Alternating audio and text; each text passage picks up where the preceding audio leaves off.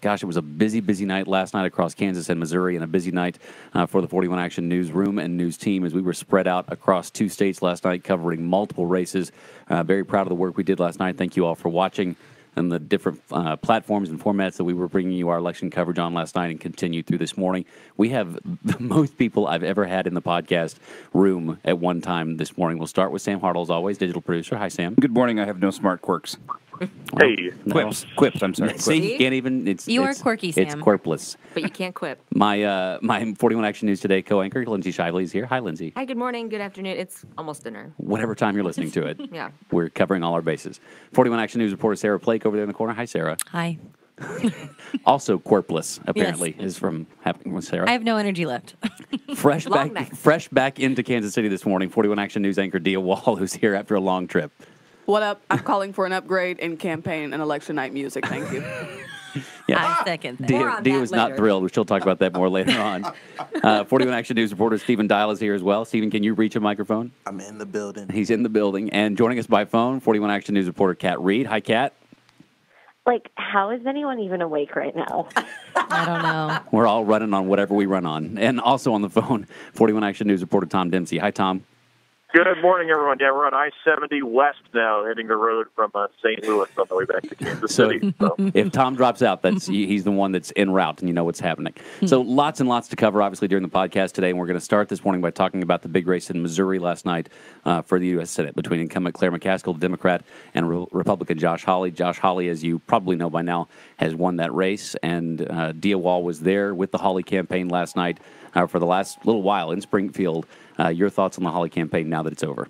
I'm just going to reiterate what we said, and I talked about this morning. We predicted that it was going to be close. We predicted that it was going to be a late night. It was going to take a while. Both were false. I mean, he won pretty handily. So I think that was interesting. He is one of several Republicans throughout the entire country. The president threw his support behind late. They all won. So I don't know how much of a referendum that is or what people want to take away from that, but a lot of the feedback so far is that Donald Trump is not some sort of anomaly. This is really the direction, and his policies are ones that a lot of people in the state of Missouri can get behind. He's not a drag on his own party, you mean? Like he's still able to carry some juice into these races? 100%. And Senator Roy Blunt was out campaigning. He was out last night as well, introduced Hawley when he took the stage as senator-elect. He talked about the fact that President Trump, his last stop was Cape Girardeau. And you can see how Hawley performed. Over 75 to 80% of the vote last time I checked in Cape. So a big turnout for him. We had an interesting comment from Matthew Harris this morning on our show. A couple of things talking about how this was kind of further proof about just how difficult it is for a Democrat to win in Missouri. And he brought up Jason Kander, after a lot of people thought that Jason Kander was going to have an easier time getting elected than he did. And even how Claire, he says, almost lost except for some comments by Todd Akin. The struggle there, though, and the reason why I don't know if we can jump on that, Blunt only won by 3. So that was a much closer race than this one when you're talking about Hawley Trump McCaskill. won handedly. Right. Trump won by 19, but Blunt only won by 3, and we don't spend a lot of time talking about that. Missouri is one of those weird states where the issues and the candidates and the parties don't go hand in hand. And Blunt won in a time when a lot of people were welcoming newcomers in with a vengeance, and he had been a part of the state politics structure for Missouri for a very long time. And also, now we knew that even though the national average for Trump's approval rating is one thing, in Missouri it is a little higher than it is across the country. Yep. It's going to be very interesting to see how this all plays out. I have not had a chance yet. I'm in election hangover, just like Kat Reed, but it's been a long time since Missouri has had 2 Republican senators. So, I mean, say what you want. President Trump showed up, showed out, and they took the seat. I want to bring Tom Dempsey in because Tom was covering the other side of this race. He's making his way back from St. Louis on I-70 this morning. Another person that actually in the race was traveling a lot. Claire McCaskill was in Kansas City the night before Election Day, then back in St. Louis or outside St. Louis to vote earlier in the day, and then had her party in St. Louis last night. Tom, you were there for the entire ordeal last night. Talk about the vibe before the results came in. Do you feel like the room and the campaign itself felt like they had a strong chance, or this was going to be razor tight? Describe what the room felt like last night for Claire McCaskill. It was, I mean, obviously, we reported on it for months that polls were incredibly tight in this race, but I really feel like, the Democrats and Claire McCaskill's campaign really felt the need she was saying, after President Trump's big victory in 2016, she felt like, her campaign started off in a big hole, is the way she described it herself. And, that was a message to her that she really needed to get out there and prove to voters that they should reelect her. And we saw that, months and months of town halls and rallies in rural parts of the state and trying to appeal to moderate voters. I know Dia and I were talking about it, interested to see the impact of having those face-to-face moments with voters. But that came up short. She had an uphill battle to climb with this race. So I think, the experience of being there last night, of course, it's a gathering of supporters. Of course, there's going to be plenty of enthusiasm, and people are starting to gather. But, as that night went on and polls closed and the results start to come in, you could slowly see that enthusiasm kind of swaying. And, by the end of it, I think people were just waiting for that concession speech, especially, once we hit the 10 o'clock hour and kind of move closer to 11. People were just kind of waiting for that update that the race had been called. To Tom's point, McCaskill started campaigning way early. Josh Hawley didn't even have a public event until after the primary. Like, let that sink in. So I don't know what this means for the future of what political campaigns will look like. I had a very false and very wrong prediction that the ground game would impact this race a lot. It didn't. And we'll talk about that more when we switch over to Kansas. That doesn't surprise me either. Yeah. No, I was because Gia and I were talking about that a lot. She was, you'd like to think in this day and age, face-to-face meetings with your elected leader, no matter where you fall on the political spectrum, you would like to think that face-to-face meetings with your elected leader may have some sort of an impact. But here we just saw last night, this margin was, I think 6 percentage points, and this was after McCaskill had a lot of town halls and rallies across the state. But then you see President Donald Trump flying in here, and I think that had far more of an impact on this race than face-to-face town halls and rallies that Senator McCaskill had.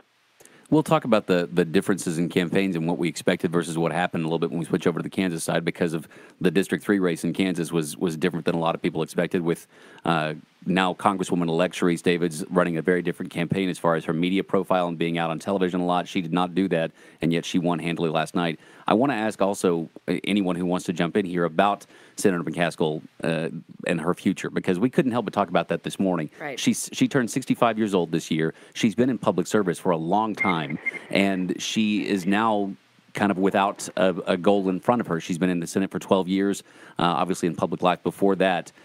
Tom, I'll start with you, and then obviously anyone else who wants to jump in. Do you get any sense from her speech last night? She mentioned in her speech, I'm not going anywhere. I'm going to continue to fight with you.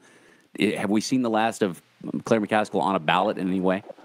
I think so. I spoke to her one-on-one on the campaign, and on her campaign bus about 2 weeks ago, and I had a one-on-one interview with her about 2 months ago. Both times she spoke about how tough this campaign was, the negative commercials against her husband and, regarding the private jet and her D.C. condo, the attacks against her family and her. And I just think this campaign, again, all the town halls and the rallies, I really think this campaign was absolutely draining for Senator Claire McCaskill. Again, talking like her campaign was starting off in a big hole after the election of President Donald Trump in 2016. There was one quote in particular towards the end of our interview 2 weeks ago where she said, I wouldn't be surprised if this is my last campaign. I always want to be able to keep up on the energy levels of some of the newly elected leaders and such in D.C. and in Missouri. But, there's going to come a time where I can't do that. And it just kind of struck me as, if I do lose, it could be passing the torch. And there was parts in her speech last night where it just kind of came off like she was kind of passing the torch to her supporters and all the people that knocked on the doors, saying, the fire still burns and justice is right around the corner, kind of passing off the torch to them. Candidates in the crowd. I can't say for sure if she is, going to bow out of politics. But if I had to guess today, I think we did see the last of Claire McCaskill in a D.C. political elected position for sure. Well, Tom, I think you're probably right on, because I remember being so shocked when she told you that she almost didn't run this time. Yeah, absolutely. Yeah, no, she definitely said that. She was, again, I think it just plays into that whole negative atmosphere right now in Washington, D.C. And, negative ads have been a thing for a while in politics. But, of course, we all know that it really, really ramped up a lot with the 2016 race. And I just think, carrying that over to 2018, I just think all the negative ads against her husband and her family, and again, the private jet, the D.C. condo, and then not to mention all the time she spent away from her family campaigning with this race. And then to come up short, and as Dio was saying, 6 percentage points right now, when a race is supposed to be pretty close, 6 percentage points is kind of a big lead for Hawley. I just think when you add up all of that, I think the last thing on her mind is probably running again for office right now. I think, again, the last part of the interview for us saying she was really looking forward to spending time with her family for Thanksgiving, and I just think she's going to really probably take a long break, if not just retire from politics. Not to mention they've had, I know, some health issues in her family. And yeah, she's only been a senator for 12 years, but she's been in public service a long time. I mean, she was a prosecutor here in Jackson County. She was in the Missouri State Senate. I mean, this lady has been at it for a very long time. I mean, 65 is still young, but I highly doubt. I think you said, Tom, her grandkids call her Cece. I highly doubt she wants to spend all of that time on another campaign trail. So I definitely think this is kind of her sunset. She tweeted last night that her thanks that she just wanted some whiskey at this point. So she said, whiskey, please, whenever she was thanking everyone. Amen, sister. Yeah, Neat. I don't think anybody has a problem with that. I think the body language, I picked up on the body language from Claire over the last couple of weeks. Stephen, you may have seen it in your conversation at Winstead's, and Tom in your one-on-one. Her body language just kind of gave the impression, one, that this is probably it, and two, that she probably didn't have the votes to do it. If we're talking larger issues in Missouri, I did want to make the observation, and this is from a reporter over in St. Louis. So Missouri voters last night passed campaign finance, well, not campaign finance reform, but redistricting reform. They passed limitation, right, medical marijuana. They passed minimum wage.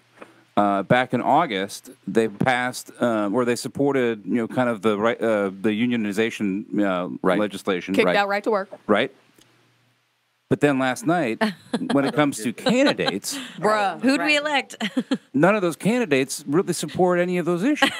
But this isn't the only place that's happened. If you look at Florida, it's the exact same thing, That's right? right. A lot of people in Missouri tend to really support more of the traditionally, Democratic priorities. First of all, the gas tax didn't pass. Can we talk Wait a about that? minute. We just briefly talked about that. Oh, okay. yeah. I don't want to jump the gun. But either way, I mean, it's just amazing to me. But it really goes to today's voter. I don't think you can poll. I don't think that you can put them in this trick bag where it's like, oh, you're going to be a straight party voter. I really think, especially in Missouri, they'll split ballot. They'll split issues. They'll split candidates. I think it's a lot more about the particular issues and the particular person than the party. And we are one of the states, I believe, that you cannot vote straight ticket easily right at the top, too. That may help. And that's another example of the made-up word here, the Trumpification of what politics has become, because even amongst the Republican Party, there are people who still consider themselves to be Republicans or have Republican values, but can't stand the president and can't stand parts of what his platform includes. So when you have candidates that are no longer this is what a Republican is supposed to look like, this is what a Democrat is supposed to look like, that changes the down-the-ballot issues on other candidates and on issues as well, because people can't be put into a box or put into a category as easily as they used to be, it feels like. Could that be part of younger voters coming in? Are they more concerned with the issues than the candidates? Sure. Maybe some came to vote really concerned about medical marijuana and minimum wage. And didn't really care who was on the ballot as long as we pass these two things or I get my voice heard on that kind of thing. Dia, you're making a face. You don't think so? I mean, see, this is tough, right? Because I think that if you're President Trump, you can say, you know what, all the Senate candidates, you could tell the president was making the Senate a priority. That was his bag, and he was highly successful. But if you look at the House, suburban districts all over this country, Scott Walker just lost in Wisconsin. Right. You look at, there's just a ton of races. I think that the suburbs, although traditionally have more conservative, I hate the word values. What does that even mean? Right. But tend to have more conservative views as far as low taxes, right? We want to support public safety and public projects. I think in a bipartisan note, infrastructure may get through in Congress, so maybe they can get together and do something positive. Okay, we're going to move forward. But I think the suburbs are starting to look a little more different, right? Well, I think we're starting to see the impact of that. Sure. District 3. That's my point. I don't think 10 years ago you would have ever imagined what happened in Kansas last night. So I think that the suburbs is where we're going to see more play. We spent a lot of time in 16 talking about rural areas. I think the story for 2020, oh God, I can't believe I just said Starts 2020. today. That's the story for 2020. But I think the story moving forward is going to be the suburbs. Sure, because it's common for anybody who follows politics at all to talk about the difference between large city voters, and that's where the base for a lot of Democratic voters may be, but the smaller towns, that kind of thing, the rest of the state, so to speak, is where Republicans vote. But now we're talking about larger suburb cities that are still large cities on their own. You think about places like Overland Park, Kansas. We'll talk about that with District 3. That is itself a large city that is in the midst of that rest of the state mentality. So there's lots to consider moving forward how this is going to be. There's lots to talk about with Missouri itself, but that's we don't want to keep Dia too long. She's been traveling like crazy. So we're going to thank Tom and Dia both for being here and for their work on covering the Missouri Senate race. Thank you both.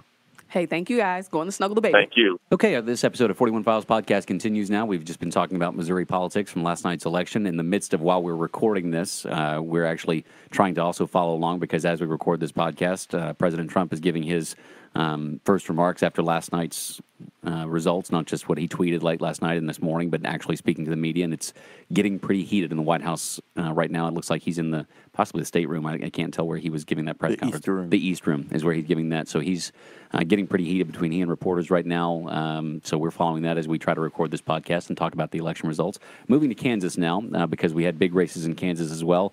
One of the big ones that we followed the entire election season, and was one of the ones that was circled on a national front, was for District 3 for Congress. A four-term congressman in Kevin Yoder, the Republican, facing a newcomer, up-and-comer, new to politics altogether, Democrat Sharice Davids. She wins last night, maybe by a larger margin than a lot of people thought was going to happen. Sarah Plake was at her party last night.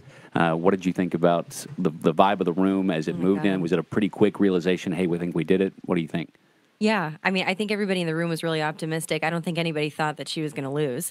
And I kept saying this all night. Every now and then there'd be just this burst of cheering every time we'd see what the results were like coming in, and she was on top the whole time. And it was one of the most lit. It was. It was. Emotional. Right. It was one of the best watch parties as a journalist that I've ever been to covering politics, just because and these are just my observations, the number of people that were in the room, the variety, the all walks of life in the room. I know that sounds cliche, but it was true. Yeah. And I think that there was a lot of energy and a lot of emotion in the room, and you can really tell. You could tell. She's a mold breaker. I mean, Yeah, to put it lightly, she's one of she's the first ever openly gay member elected from Kansas. She becomes one of two people who were the first Native American people elected to Congress last night. So she's a different kind of candidate. She doesn't come from the same kind of places we've seen candidates come from before. And she referenced that in her victory speech, where she talked about we're going to welcome all people, and she really put a point of that when she was talking after the win last night. Yeah, I think that's what she stressed the most, and I think I think we all are trying not to sound like a broken record when we keep saying first Native American, first openly gay member, MMA fighter, whatever, White House fellow, so on and so forth. But really, though, I think that's historic in and of itself. Just the fact that she has broken down that barrier in that particular district, which is a weird district in and of itself that we've seen shift slowly over the years. But yeah, she really did stress in her speech that she gave a nod to Kevin Yoder. She said, I thank him for his service. I called him. And if you voted for Kevin Yoder, I don't care. I want to unite everybody. Whether she does that going forward, we will see. But she did very much stress that I want to make sure people's voices who haven't been heard and haven't been represented like mine are heard. So I think that has been, I think, one of the most encouraging things throughout her whole campaign for the people who supported her or people who thought maybe I don't support her, maybe I go for Yoder this time still. I think that really turned them on to her because she's totally not what the norm is.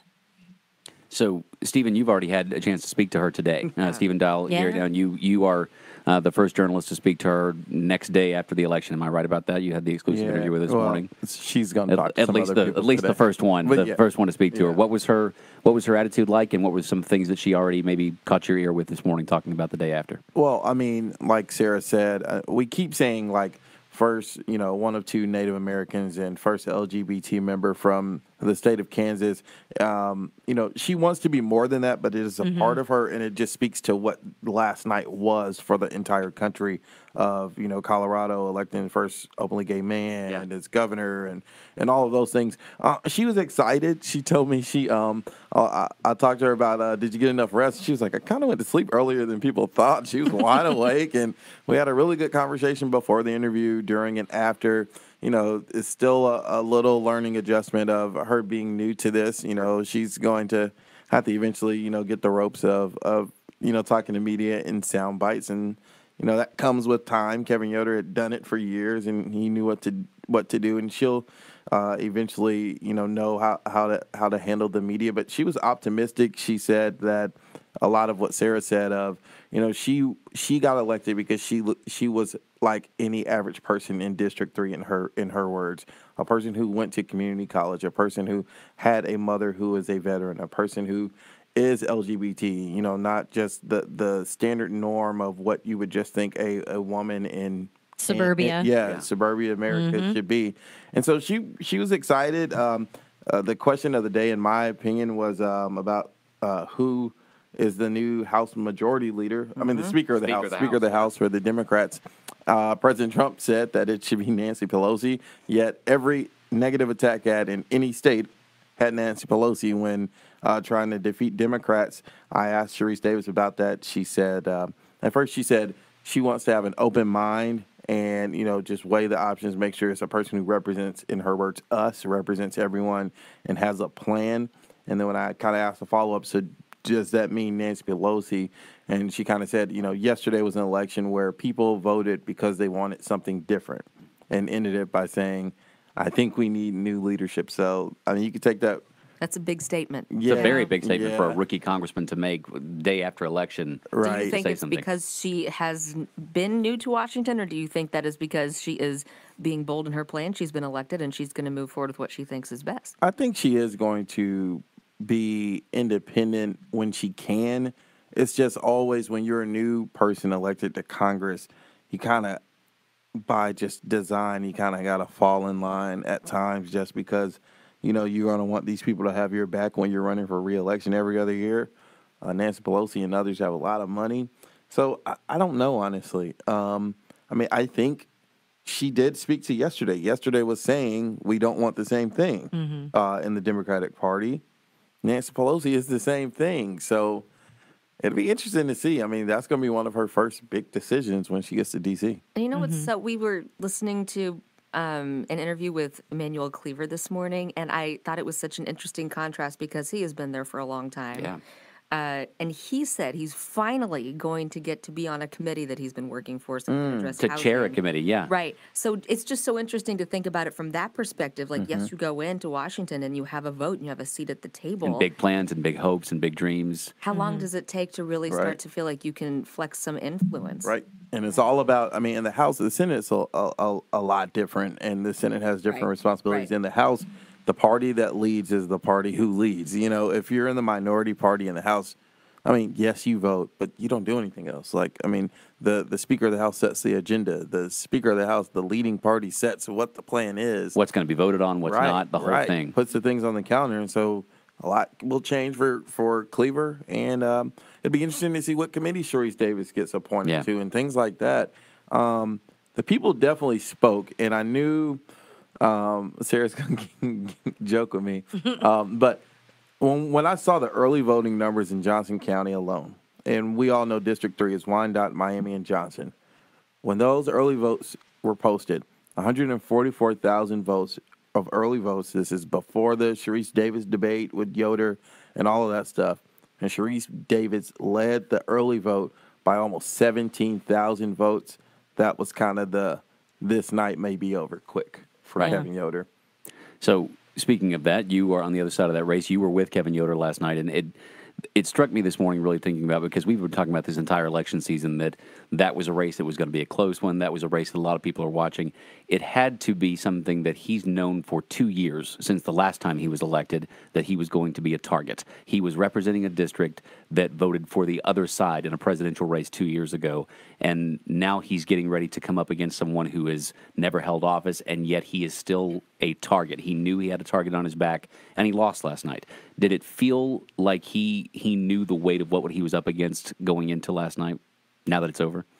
Short answer, yes. You could tell, early on in the campaign when Kevin Yoder realized who he was up against and the backing that she was having from outside of the country. I mean, outside of the state, not outside of the country. Whoa. Yeah, not alleging anything. No, outside of the state.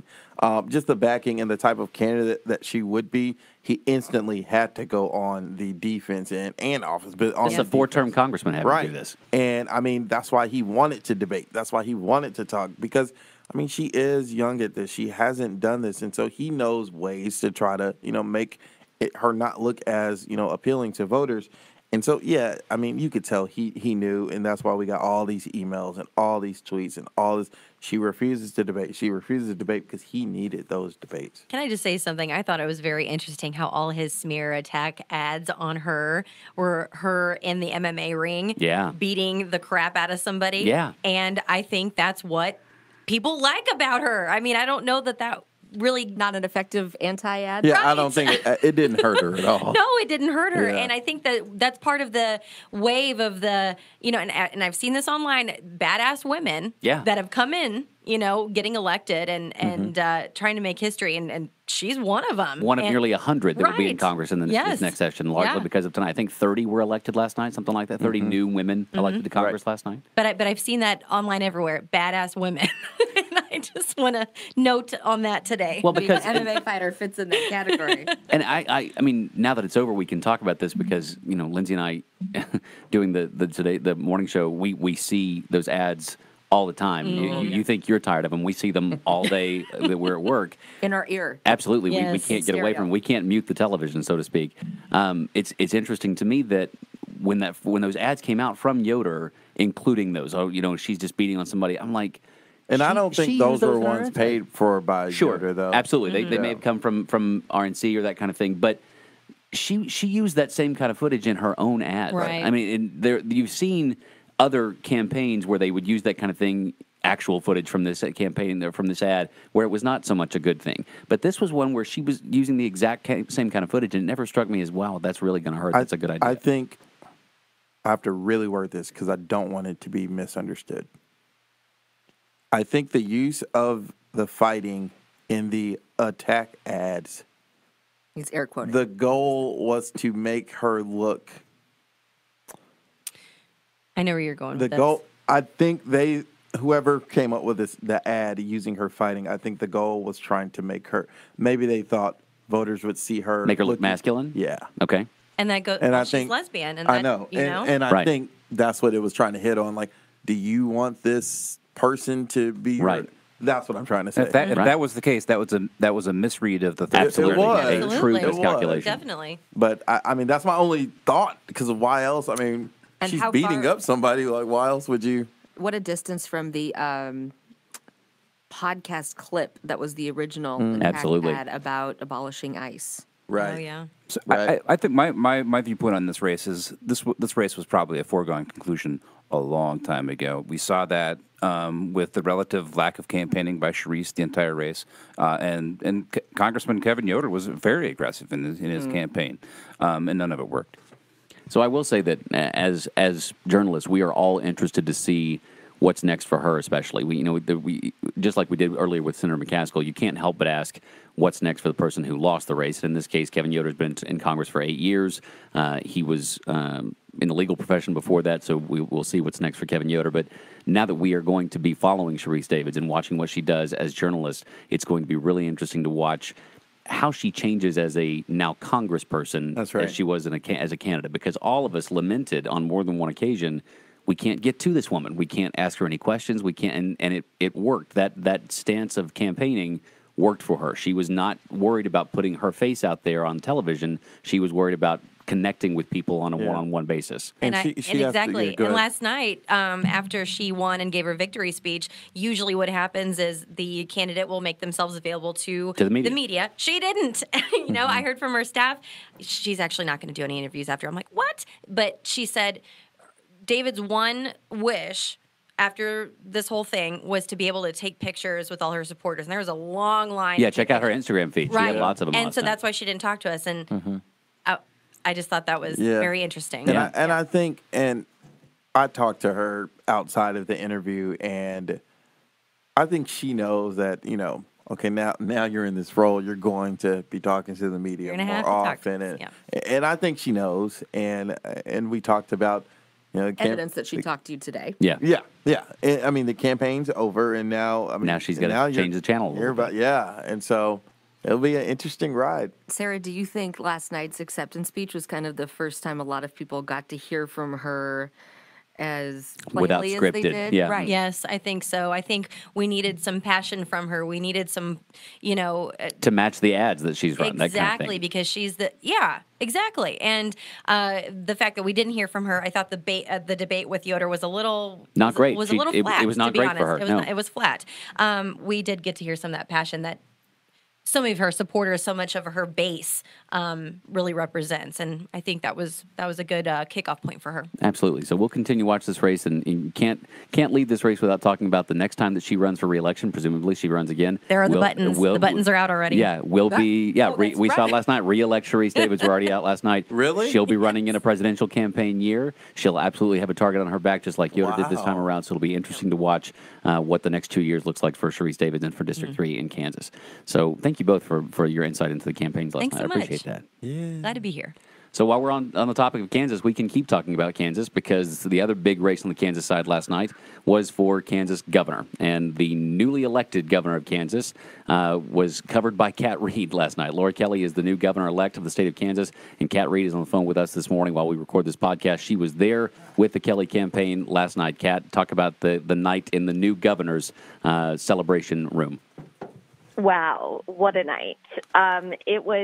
There's a lot of excitement there. I think that I'm going to kind of echo what Dia said. They said that it was going to be extremely close and it was going to be a late night, and that's what, we predicted, and it wasn't a late night. I mean, it was less than 2 hours, or just about 2 hours after the polls closed, that NBC projected Laura Kelly would become the next governor of Kansas. And, the party really started then, and as news began to trickle in about other Democrats, the room just erupted in cheers. Although I will point out, someone came up to the stage and, mentioned that Paul Davis was projected to win, which we now know is not the case.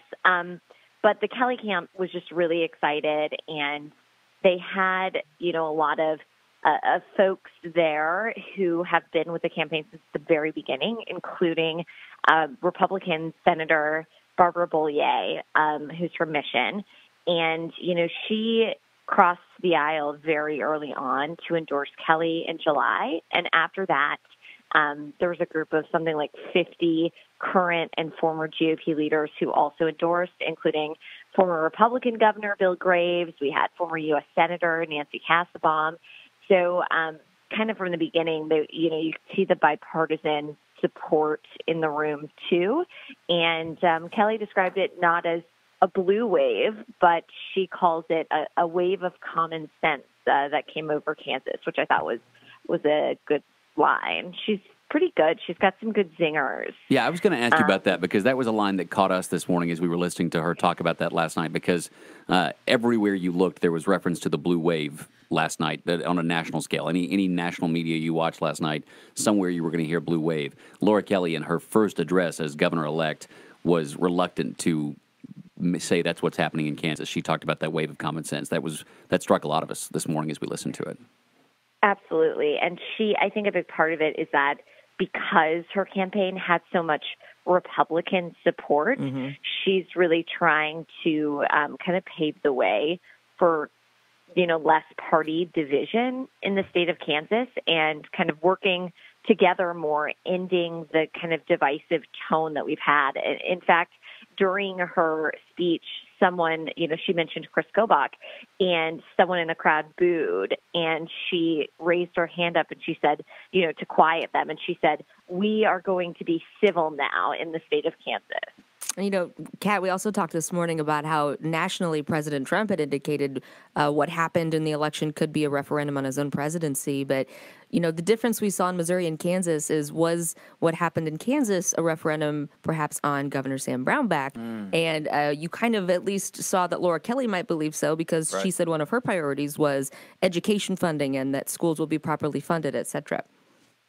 Oh, yeah. I think it was a huge reflection of how Kansans feel about the past 8 years. And in all of the campaigning, it was, always tying Chris Kobach, supports or would be a continuation of the tax experiment, the failed policies of Sam Brownback, or he's Sam Brownback on steroids, was another zinger that she used. And so I think that it said a lot about how Kansans feel about what the state has been like. Do you guys think that spilled over into the Yoder-Charisse race? Yeah, well, definitely. Laura Kelly might not want to call it a blue wave. It was a blue wave. Paul Davis would disagree with that. Well, I think it was still a blue wave. She won Johnson County, and I mean that really helped. I mean, she won all the big counties, but she won Johnson County.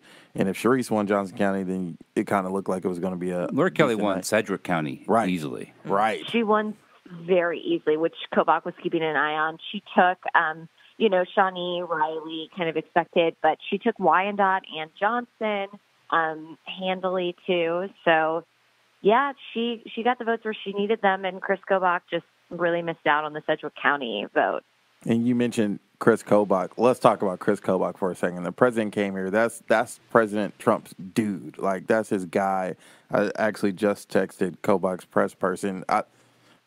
I was shocked. I thought Chris Kobach was going to win after the whole Collier primary drama. I thought Greg Orman was going to siphon votes from Laura Kelly. That didn't happen. Me too. And the difference would have put Kobach over the top. I mean, who knows who all the Orman voters would have voted for otherwise. The big question, I mean, granted, props to Laura Kelly. I wonder what Chris Kobach is going to do. Because President Trump said in Topeka, like, I will offer him a job tomorrow if he didn't win. I wonder if Chris Kobach takes the president up on some type of job. Like, I don't.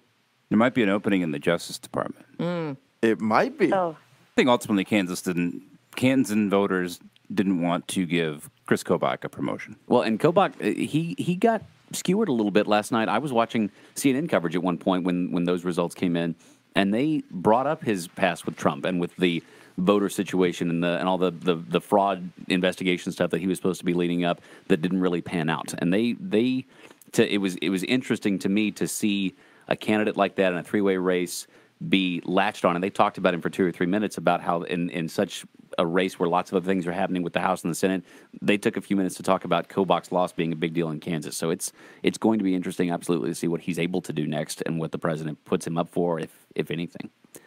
Well, yeah, I think the other interesting thing is, he was so prominent as being the head of this voter commission that, was eventually shuttered. So you kind of question, there weren't really any results there. So I'm just curious as to what happens next.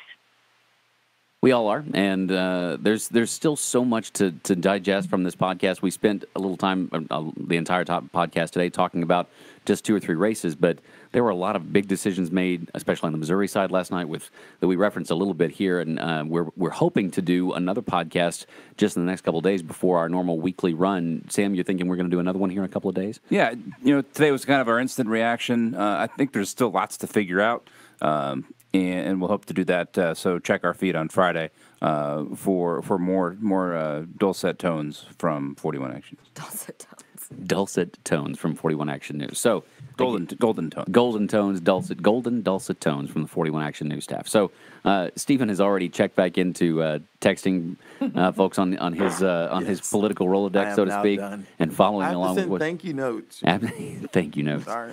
So again, from all of us here at 41 Action News, we had a lot of people people on the podcast. We were really proud of our work that we did last night all over the races, all over Kansas and Missouri. Thank you so much if you tuned in and took part in our election coverage. And we still have a lot more to come, both here and online and on air. So thanks so much for joining us, and hopefully we'll talk more election in a couple of days. See you later.